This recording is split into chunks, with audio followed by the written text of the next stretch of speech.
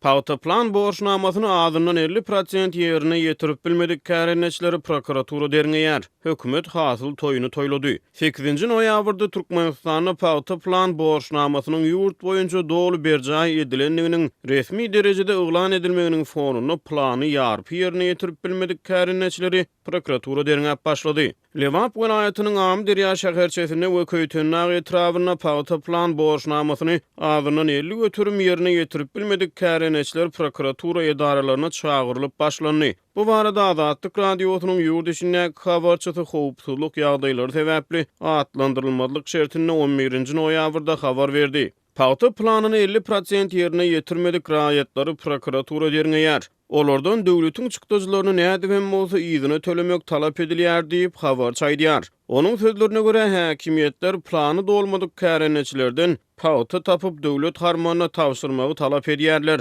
Daýhan birleşikleriň başlyklary giýje günlük ýygnaklara çağırılıp olardan pauta talap edilýär diýip habarçy sözüne goşýar. Beýlik tarapdan Azatlyk radiosynyň ýerli habarçylary bilen gurrundaş bolan köp sanly pautaçy kärençi bu ýylky pauta möhüminiň dowamyna dökün tehnika we suw ýetmezçiliginden şikaýet etdiler. Muňa garamazdan habarçynyň maglumatlaryna göre häzirki wagtda döwlet daýhanlardan şertnamada görkezilen tehnika dökün we suw üçin edildi diýilýän çykdyjylaryň öwredini dolmagy talap edýär. Tadahanyň maglumatyna görä döwlet harmanyna 1 milyon 50 000 tonna pauta tawsyryldy we häzirki wagtda gowuçy meýdanlaryna galan pautany ýetkisiz ýygnap almak işleri dowam edýär. Häkimetler pautanyň ýetkisiz ýygnamak işleriniň çägini Lewap welaýatyna gowuçy meýdanlaryna mal wakýan daýhanlara jerime salyp başlady. Gowuçy meýdanlaryna mal wakýanlara ýa-da daýhanlaryň iri we ownuk şahly mallary ýalňyşlyk bilen gowuçy meýdanlaryna girse, her mal başyna 300 manatdan jerime salýarlar diýip habar çaýdýar.